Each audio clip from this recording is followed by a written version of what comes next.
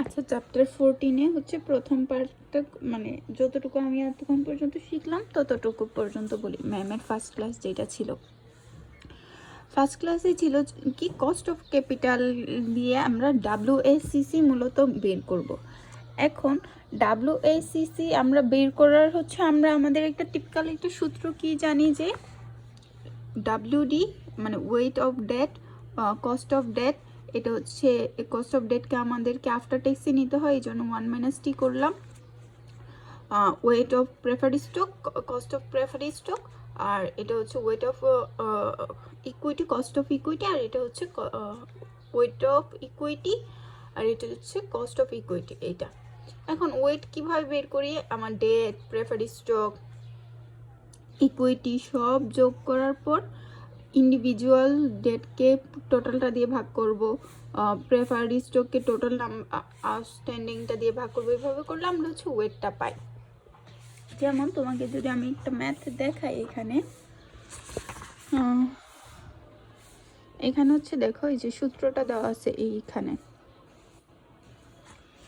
তারপর প্রথমে যদি তোমাকে সব কিছু ইনফরমেশন দেওয়া থাকে, যে তোমার এখানে ওয়েট দেওয়া আছে, যে এত এত এত কস্ট অফ ইয়ে দেওয়া আছে, দেখো এখানে বলা আছে it's before tax cost of debt, মানে কস্ট অফ ডেট বিফোর ট্যাক্সটা দেওয়া আছে, তোমাকে আফটার ট্যাক্স করতে হবে।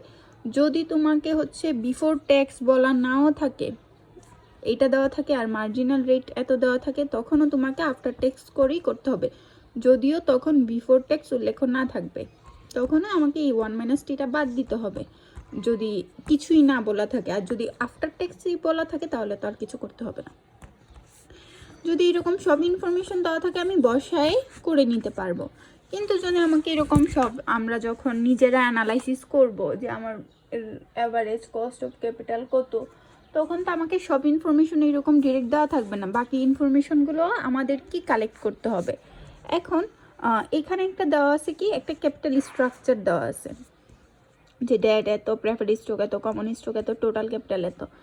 এখন এই যে ডেট, এই যে প্রেফার্ড স্টক আউটস্ট্যান্ডিং, এই যে কমন স্টক আউটস্ট্যান্ডিং, এই যে ধরলাম আমি এত, এখন আমি যখন ধরো নিজের কোম্পানি থাকবে, আমি এই অ্যামাউন্টগুলো কই পাবো?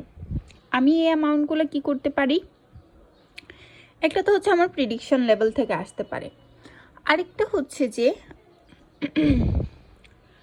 আমার হচ্ছে গিয়ে আমি যেই প্রোডাক্টটা নিয়ে শুরু করতেছি, এই সেম প্রোডাক্ট তো আরও কোম্পানি হইতে পারে, এরকম এক্সিস্টিং কোম্পানি আছে, তো তাদের যেই এই ডেটগুলো, প্রেফার্ড স্টক, কমন স্টক, তাদের কত সেটা ধরে আমি এখান থেকে হচ্ছে ওয়েট বের করতে পারি। অথবা ধরো আমি একটা কলমের ব্যবসা করি, আমার প্রোডাক্ট হচ্ছে কলম, তো কলমের তো অনেকগুলো হচ্ছে কোম্পানি আছে, তো সবগুলা কোম্পানির ডাটা নিয়ে ওদেরটা অ্যাভারেজ করেও আমি ধরতে পারি। এটা হচ্ছে আর কি একটু থিওরিটিক্যাল জিনিস, যে আমি আসলে এই জিনিসগুলো কই থেকে আনবো।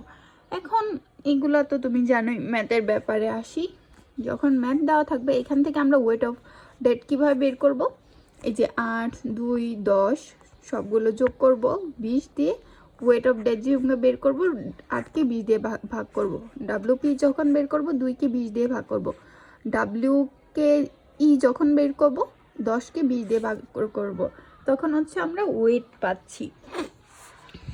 এখানে ম্যাম কিছু ক্রাইটেরিয়া বলছিল যে তোমার এখানে দেখো ওয়েট বের করার সময় আমরা সব সময় মার্কেট ভ্যালু নিব, মার্কেট ভ্যালু অফ এই ফিগারে দেওয়া আছে। এখন যদি তোমাকে মার্কেট ভ্যালুও দেওয়া থাকে, বুক ভ্যালুও দেওয়া থাকে, তখন আমরা অবশ্যই মার্কেট ভ্যালু নিয়ে কাজ করব। যেমন ওয়েট বের করার সময় আমাদেরকে অবশ্যই মার্কেট ভ্যালু ইউজ করতে হবে। ইকুইটি ওয়েট করার সময় আমরা আচ্ছা বাই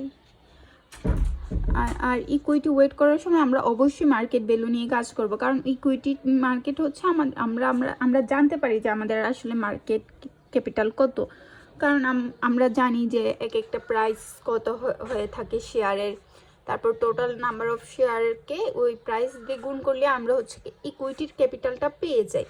কিন্তু বন্ড মার্কেট এত লিকুইড না, তারা এত ইনফরমেশন প্রোভাইড করে না।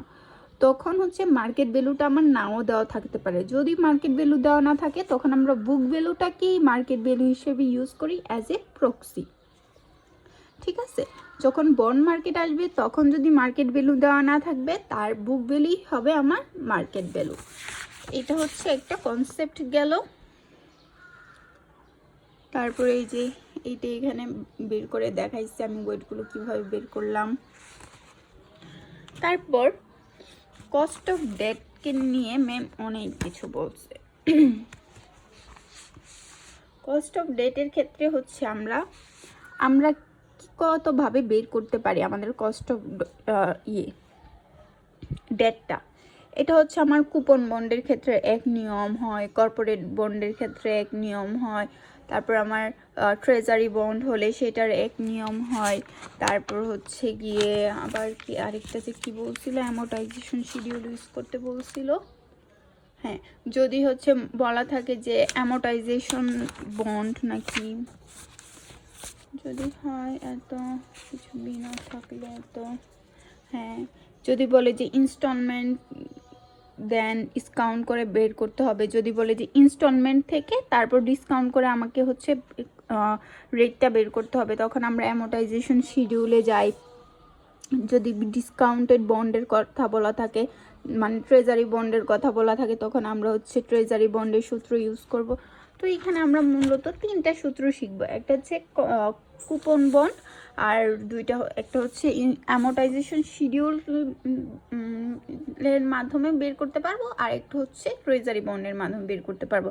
প্রথমে আমরা শিখবো যে ইফ গিভেন কুপন বন্ড, যদি তোমাকে কুপন বন্ড দেওয়া থাকে তাহলে কুপন বন্ডের মাধ্যমে আমরা প্রাইস কিভাবে, প্রথমে হচ্ছে আমরা প্রাইস বের করাটা শিখবো।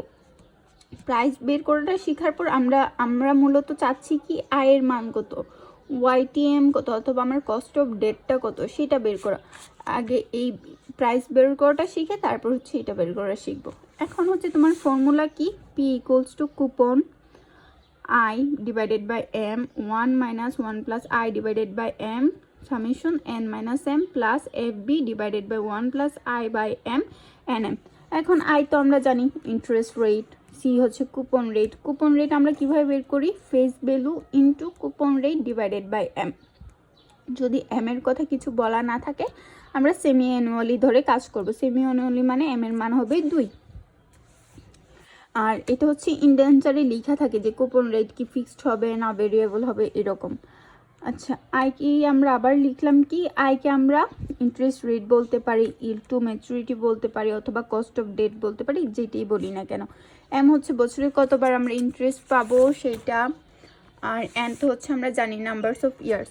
এখন যদি বলছে যে তোমার 10% compound and semi annually 8 years bond YTM 15% হলে আমার প্রাইস কত, তাহলে 10% ইন্টারেস্ট রেট হচ্ছে এখানে 10%, সেমি অ্যানুয়ালি মানে হচ্ছে এম এর মান হচ্ছে 2, এন এর মান হচ্ছে 18, আর হচ্ছে ওয়াইটিএম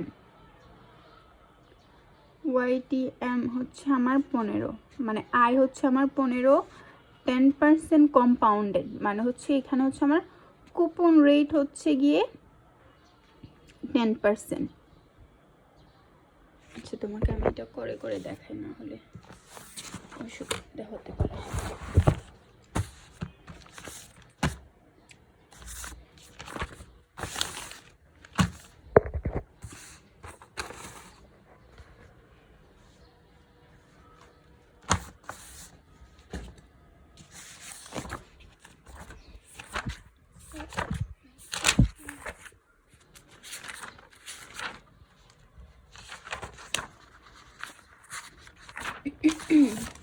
আচ্ছা দেখো,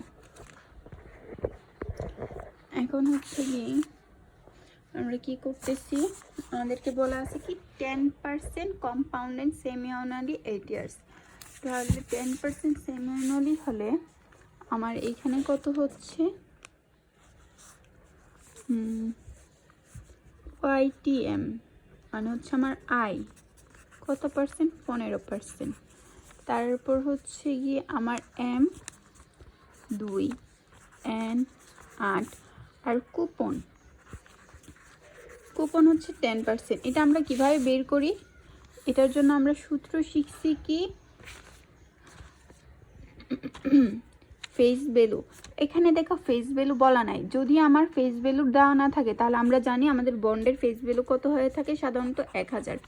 এটা হচ্ছে আমার face value into coupon rate divided by M, এটা হচ্ছে আমাদের সূত্র। তাহলে কুপন রেট কত 10, এম কত 2, যেহেতু সেমি অ্যানুয়ালি। এখন এটা করলে কত বের হচ্ছে, 10,000কে 10% করলে 100, 100কে 2 দিয়ে ভাগ করলে 50, মুখোমুখি করলাম 50। এখন আমি আমার সূত্রে যা যা ছিল সব কিছু পাইছি। সূত্রে এখানে কি বসে, সি আই বাই এম, তারপর হচ্ছে 1 minus 1 plus I by M N M, এটা হচ্ছে আমার সূত্র। তারপর হচ্ছে F B into 1 plus I by M into N M. এখন আমি যদি বসাই, 49 বসাবো, 152, এখানে 1 মাইনাস 1 প্লাস আই কত 152 মাইনাস এখানে এন কত হচ্ছিল আমার 8, এম হচ্ছে আমার 2, এটা গেল। তারপর হচ্ছে plus 1000, 1 plus 0.15 divided by 2, N কত, এন হচ্ছে আমার 8 ইন্টু 2। এইটা করার পর আমি ক্যালকুলেশন করব। এই ক্যালকুলেশনটা হচ্ছে তুমি তো জানো পড়ি, ক্যালকুলেটর ব্যবহার করে করবা। করার পর আমার কাছে আসতেছে 7.1.46। যদি ক্যালকুলেশন করতে সমস্যা বলে দিব না। তারপর এটা হচ্ছে আমার প্রাইস পাইলাম, তাই না? এখন আমাকে যদি বলা থাকে, গিভেন ইনফরমেশন দেওয়া থাকে যে আমার পি 1012, তারপর হচ্ছে CR 10%, N 8%, M 2%, YTM I অথবা কস্ট অফ ডেট আমাদের কত লাগবে, তাই না? ডব্লিউএসসি করতে গেলে কিন্তু আমার কস্ট অফ ডেটটাই লাগবে। এখন কস্ট অফ ডেটটা আমি পাবো কিভাবে? এখন হচ্ছে দেখো, তোমার বন্ডের অ্যাকচুয়াল প্রাইস কত? বন্ডের অ্যাকচুয়াল প্রাইস হচ্ছে আমার 1000।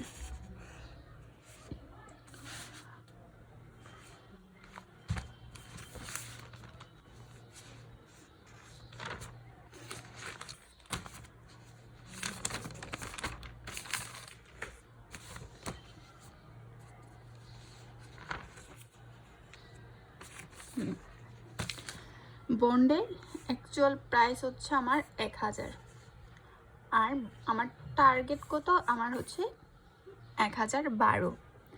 এখন আমার এইটার মানে কি, আমার কি এই জিনিসটা আমার কি মিন করতেছে যে কত পার্সেন্ট ইন্টারেস্ট রেটে আমার পারচেজ প্রাইস হবে 1012। মানে ইন্টারেস্ট রেট কত পার্সেন্টে আমার প্রাইস বের হচ্ছে, বন্ডের প্রাইস বের হচ্ছে 1012।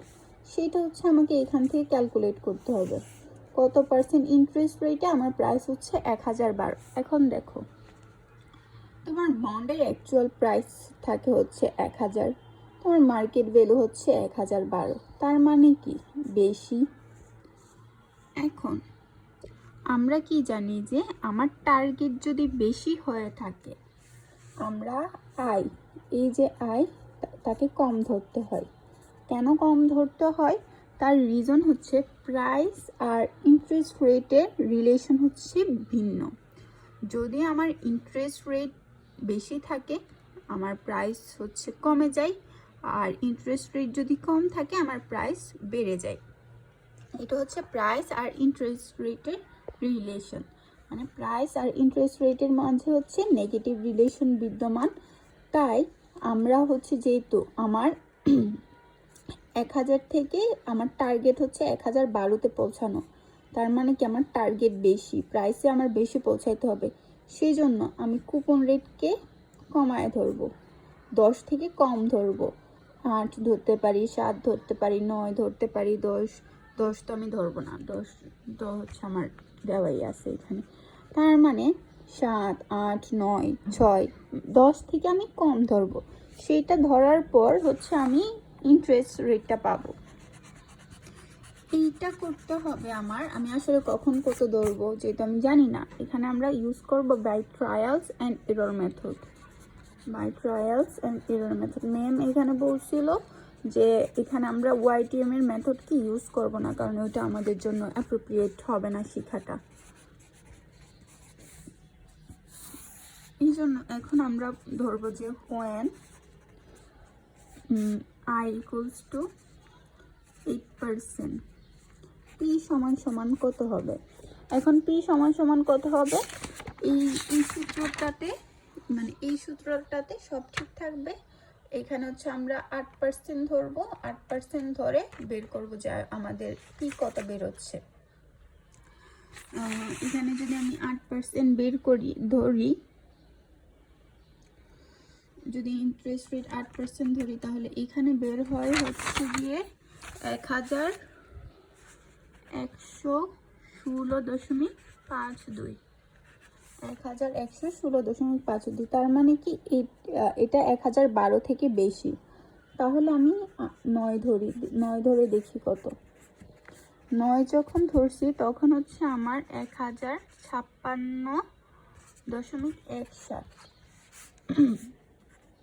আর যখন আমি 10 ধরতেছি, যখন আমার ইন্টারেস্ট রেট 10, তখন হচ্ছে আমার বন্ডের অ্যাকচুয়াল প্রাইস কত? 1000 ছিল,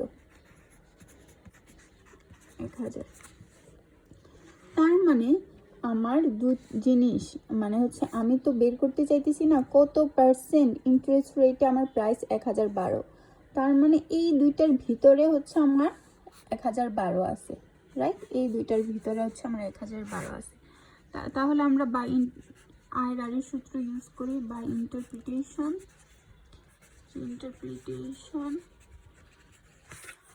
I equals to ln plus PLN minus PLN minus PHN HN minus LN, মানে লোয়েস্ট নাম্বার হাইয়েস্ট নাম্বার। এখন এই পিটা কত আমি আসলে কত বের করতে চাইতেছি? 1012। তাহলে আমার টার্গেট পি কত হচ্ছে? 1012। লোয়ার ইন্টারেস্ট রেট কত হচ্ছে আমার? 9। তাহলে লোয়ার ইন্টারেস্ট রেট হচ্ছে আমার 9। ডেট করি, এখানে লোয়ার 1056.17। তুমি চাইলে 0.09ও ইউজ করতে পারো, তোমার ইচ্ছা। মাইনাস হচ্ছে কত আমার টার্গেট টাকা প্রাইস কত? 1012। এটা 1056.17 মাইনাসে হয়ে যাবে, সরি, এখানে হচ্ছে মাইনাসের কত আসবে? 1000 আসতেছে। আর এটা হচ্ছে 10 মাইনাস 0.09। এখন এটা ক্যালকুলেট করার পর আমার বের হচ্ছে 9.79%। আমার বের হচ্ছে কি 9.79%-এ হচ্ছে আমার প্রাইস বের হবে 1012। তার মানে হচ্ছে আমার কস্ট অফ ডেট, এটা কিন্তু before tax, cost of debt before ট্যাক্সের হচ্ছে আমার এত বের হয়েছে। এখন যখন আমি এই অ্যামাউন্টটাকে WACC-তে কাউন্ট করব, সেইখান থেকে আমি এই যে এই 9.079 1 মাইনাস ট্যাক্স রেট, এটা বাদ দিয়ে আমি হচ্ছে কস্ট অফ ডেটে হচ্ছে WACC-তে বের করব। এটা হচ্ছে আমরা এইভাবে ওয়াইটিএম ক্যালকুলেট করতে পারি, কস্ট অফ ডেট ক্যালকুলেট করতে পারি যখন আমার কি কুপন বন্ডের কথা উল্লেখ থাকবে প্রশ্নে। তারপর যদি হচ্ছে বলা থাকে যে অ্যামোর্টাইজেশন শিডিউলের মাধ্যমে করা হয়েছে, তখন আমার সূত্র হচ্ছে পি এর সূত্র হচ্ছে I/M, প্রথম পার্টটুকু শুধু 1 প্লাস I/M মাইনাস M এইটা, মানে প্লাসের FBর পরের পোর্শনটা আসে না। এটা হচ্ছে যদি বলা থাকে যে আমি যে বন্ডটা নিছি সেটা হচ্ছে আমি অ্যামোর্টাইজেশনের মাধ্যমে হচ্ছে পে করতেছি, অথবা নিচ্ছি টাকা। তারপর যদি বলে ট্রেজারি বন্ডের কথা যদি কোয়েশ্চেনে উল্লেখ থাকে, তাহলে আমার প্রাইসের সূত্র হচ্ছে লাস্টের পোর্শনটা FB into 1 plus I/M M N। ঠিক আছে, যদি ট্রেজারি বন্ডের কথা উল্লেখ থাকে, অ্যামortization-এর কথা উল্লেখ থাকে, সেম অ্যাপ্রোচ আমরা যেটা ওইখানে শিখে আসছি, শুধু আমার প্রাইসের মানটা সূত্রটা চেঞ্জ হবে আর সব থিম এক। তখন আমি হচ্ছে করব, দেখবো যে আমার এটার মাধ্যমে আমি প্রাইস বের করব। এখানে 8% ধরে দেখবো প্রাইস কত আসে, এখানে 8% ধরে দেখবো প্রাইস কত আসে, 9% ধরে দেখবো প্রাইস কত আসে। এরকম পরে ওইখান থেকে হচ্ছে ওই যে আয়ের সূত্র দিয়ে আমরা আয়ের মানটা বের করব। এটাই ছিল ম্যামের ফার্স্ট ক্লাসের তারপর ম্যাম আবার বলছিল যে একটা রেটিং নিয়ে পড়াইছিল। এটার কোনো ম্যাথ পড়ায় না, এটা থিওরিটিক্যালি পড়াইছে যে হচ্ছে আমার বিজনেসে যত রেটিং বেশি তার রিস্ক তত কম, তার মানে তার ইন্টারেস্ট রেটও কি হবে, তত কম হবে। যদি যদি আমার বন্ডের রেট মানে কোম্পানির রেটিং কম থাকে, তার মানে কি আমার রিস্ক বেশি হলে কি হবে, আমার ইন্টারেস্ট রেটও বেশি হবে। কারণ তুমি যদি ইন্টারেস্ট মানুষকে বেশি অফার না করো, তাহলে তো তোমাকে থেকে নিবে না। কারণ আমরা জানি রিস্ক আর ইন্টারেস্ট রেট মানে ইনকামের যে রেট, সেটা হচ্ছে আবার পজিটিভ। রিস্ক বাড়লে ইনকাম বাড়ে, রিস্ক কমলে ইনকাম কমে। সেই জন্য আমরা কি করতে পারি, এখানে হচ্ছে আমরা রিস্কটাকে অ্যাডজাস্টমেন্ট করি, রিস্ক প্রিমিয়ামটাকে অ্যাডজাস্টমেন্ট করেও আমরা হচ্ছে YTM ক্যালকুলেট করতে পারি। YTM মানে এখানে হচ্ছে আমার YTM যত আছে আমার কোম্পানির, সেটার সাথে আমার অন্য আরেকটা কোম্পানির গ্যাপ কত, সেইটার একটা রিস্ক আমি ক্যালকুলেট করে প্রেডিকশন করে বের করে ওইভাবে হচ্ছে আমরা YTM ক্যালকুলেট করতে পারি। তারপর হচ্ছে আমরা একটা অর্ডারের মাধ্যমেও ক্যালকুলেট করতে পারি যে আমার পার্সেন্টেজটা কত, মানে বেশি হবে কত হবে, মানে এটার একটা কি প্রেডিকশনের ধারণা। যেমন যদি আমরা ফান্ড রেজ করি একটা অর্ডার মেনটেন করে, প্রথমে হচ্ছে আমরা আমাদের যদি টাকা দরকার হয় আমরা ইন্টারনালি ফাইন্যান্সিং করার চেষ্টা করি। তারপর যদি ইন্টারনালি না হয় তখন আমরা বন্ড ফাইন্যান্স করে থাকি, মানে আমরা হচ্ছে ডেট ফাইন্যান্স করে থাকি। তারপর যদি ডেট ফাইন্যান্সের মাধ্যমেও না হয়, তারপর হচ্ছে আমরা স্টক শেয়ার করি, মানে মালিকানা শেয়ার করি। এইখানে হচ্ছে যদি আমি ইন্টারনালি করি, মানে হচ্ছে আমার ধাপে ধাপে হচ্ছে আমার রেটগুলো বাড়বে। ইন্টারনালি থেকে রিস্ক বেশি হচ্ছে বন্ড ফাইন্যান্স থেকে রিস্ক বেশি ক্যারি করে হচ্ছে প্রেফারি স্টক থেকে রিস্ক বেশি ক্যারি করে হচ্ছে শেয়ার স্টক। যেহেতু তারা রিস্ক বেশি ক্যারি করতেছে, তাদেরকে আমাকে ওইভাবেই হচ্ছে ইন্টারেস্ট রেট প্রদান করতে হবে। তাকে যদি 16 দেই, যেহেতু সে তার থেকে বেশি রিস্ক ক্যারি করতেছে, তাকে 17। সে যেহেতু তার থেকে বেশি রিস্ক ক্যারি করতেছে প্রেফারি স্টক বন্ড থেকে, তাই তাকে 18 দিতে হবে। তারপর শেয়ার স্টক করলে তাকে 19 দিতে হবে। এরকম মানে হচ্ছে একটা অর্ডার মেনটেনের মাধ্যমেও আমরা হচ্ছে অ্যানালাইসিস করতে পারি যে আমার এই কস্ট অফ ডেটটা আসলে কত হতে পারে।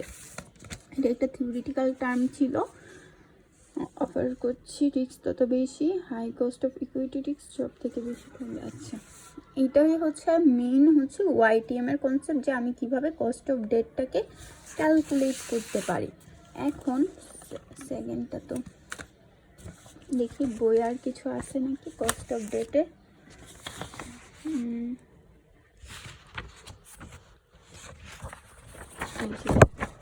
বইয়ে একটু কোয়েশ্চেন দেওয়া আছে কি, Dexter Incorporation is planning to issue new debt at an interest rate 8%.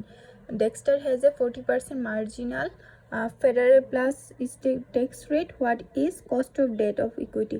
তার মানে হচ্ছে আমাকে এখানে ইন্টারেস্ট রেট দেওয়া আছে, সেটার হচ্ছে শুধু হচ্ছে আমি after tax before tax cost of debt দেওয়া আছে, ওইটাকে আমি এই 40% দিয়ে আফটার ট্যাক্স করলে এখানে থেকে কস্ট অফ ডেট পেয়ে যাব। কিন্তু এই যে এখানে আবার বলতেছে যে note it is important that you realize that cost of debt in the market interest YTM or margin debt, not the coupon rate on the firm's existing debt. মানে হচ্ছে যদি তোমাকে বলা থাকে যে কুপন রেটের মাধ্যমে এত পার্সেন্ট, তাহলে আমরা কুপন রেটের মাধ্যমে ওইভাবে ক্যালকুলেট করব, আগে ইন্টারেস্ট রেটটাকে ক্যালকুলেট করব, কস্ট অফ ডেটটাকে আর কি ক্যালকুলেট করবো, এই 8%টাকে ক্যালকুলেট করব। যদি বলা থাকে যে না ট্রেজারি বন্ড, তাহলে ওইভাবে ওই সূত্রের মাধ্যমে আর কি কস্ট অফ ডেটটাকে ক্যালকুলেট করব। যদি বলা থাকে অ্যামোর্টাইজেশন শিডিউলের মাধ্যমে, তখন আমরা ওই সূত্রের ব্যবহার করে ওয়াইটিএমটাকে ক্যালকুলেট করে থাকবো। Market is not visible because firms debt not publicly traded and I use trading. এইটুক লাইনটা তুমি পড়লেই বুঝবে যে আসলে ম্যাম কি বলছো। এই যে আমি তোমাকে যে রেটিংয়ের কথাটা বলছিলাম, এখানে মূলত রেটিংয়ের কথাটাই বলা আছে। যাই হোক, প্রেফারি স্টক, আচ্ছা প্রেফারি স্টক থেকে হচ্ছে আরেকটা ভিডিও করব।